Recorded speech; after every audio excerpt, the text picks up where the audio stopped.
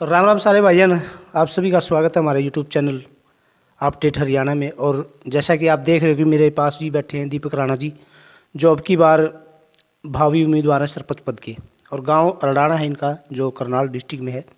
तो आज यहाँ से हम रेड पे थे, तो हमने दीपक जी फंस गए। इसकी रेड पे क्लास ले लेंगे। मैं पूछ रहे हैं सरपंच तो बना है, काम के करा होगा, और वह किस तरह के काम अटक रहे हैं, जो कई बार वो है अड़े हुए काम हैं। और दबंग सरपंच क्लास का है। दबंग का तो मतलब समझ गए, दीपक दबंग है भाई इसमें। राम राम। पहले तो हमारे चैनल की तरफ तो सारे भाइयों ने गाँव वाले ने राम राम कर दो। राम राम जी सभी को। नए साल की मुबारक। नए साल के मुबारक हो जी। हाँ थोड़ा इब हाँ। दूसरा ही मिलना है। अच्छा, सरपंच बनने का सपना या ख्याल एकदम से कैसे आया? सरपंच बनने का तो ख्याल नहीं था जी बिल्कुल भी। अच्छा। सभी गांव वासियों ने एकता करके जी अच्छा। हमारे को इस बिरादरी ज़्यादातर राजपूतों ने, हाँ। राजपूत बिरादरी ने हमको खड़ा किया था जी। अच्छा जी। और फिर पिछली बार कुछ मतों से रह गए थे जी। हाँ। नहीं, पिछली बार राजपूतों ने ही खड़े किए थे या पूरी 36 बिरादरी के वोट आए थे आपके? छत्ती बिरादरी के वोट आए थे जी।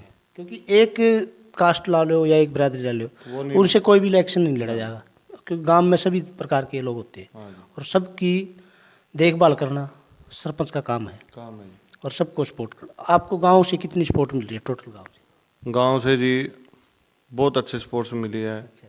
हाँ जी। पिछली बार कौन थे आपके मुकाबले में? मुकाबले में नरेश पंडित जी थे जी। अच्छा। हाँ जी। तो कितने वोटों से आप रह गए थे?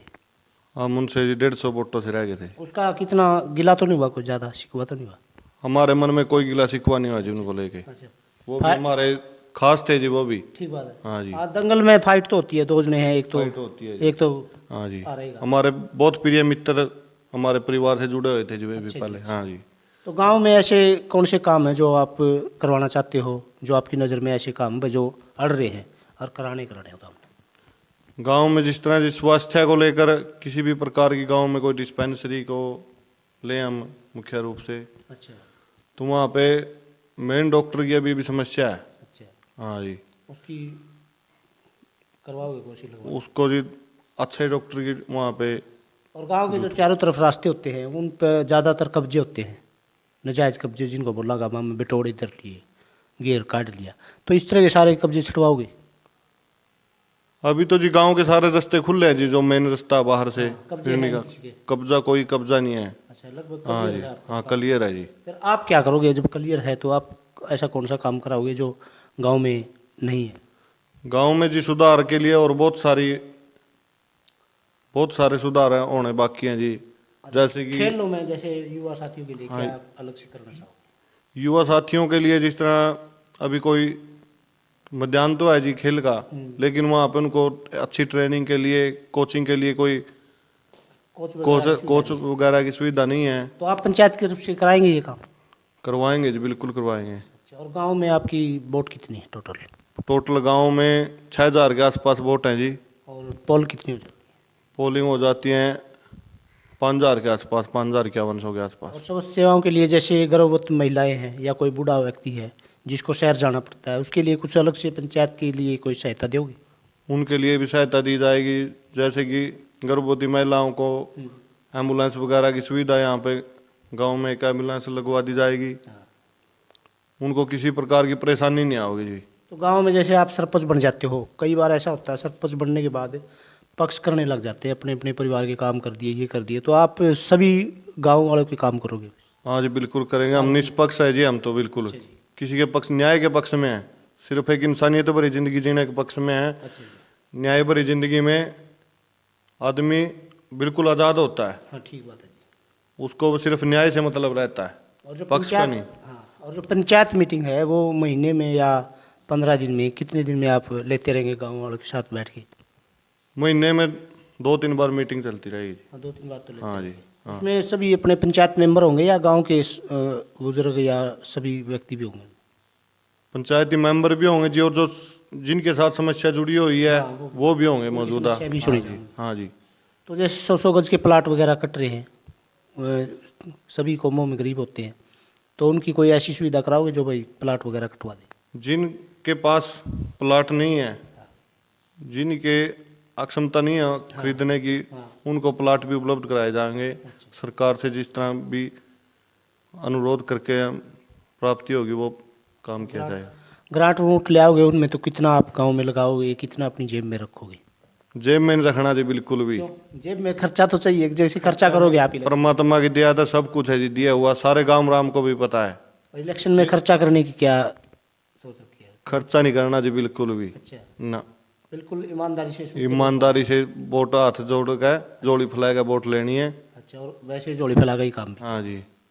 और गांव में जैसे गरीब की लड़की होती है जिसकी शादी है, तो पंचायत की तरफ से अलग कुछ देना चाहेंगे उसको?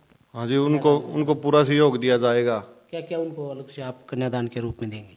कन्यादान के अपने घर से जो कुछ दिया जाएगा वो तो ठीक है जी, लेकिन सरकारी की तरफ से जो सहायता हो सकेगी वो भी उनको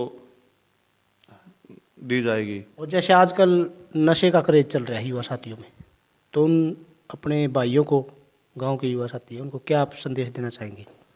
इस नशे से बचाव के लिए जी मैं तो यही कहूँगा जी कि हाथ जोड़ के सभी से कि अपने परिवार को संभालो, इस गलत लत को ना लगाओ। इस आदत से बहुत नुकसान हो जाता है, बहुत ज़्यादा, ना परिवार रहता ना बच्चा, कुछ भी नहीं रहता, यहाँ तक कि देश की जड़ें खोखली हो जाएंगी पूरे। और जो ये शराब वगैरह के ठेके होते हैं, गांव से बाहर हैं या गांव के अंदर है, उनको उनके बारे में क्या रूपरेखा बनाओगे?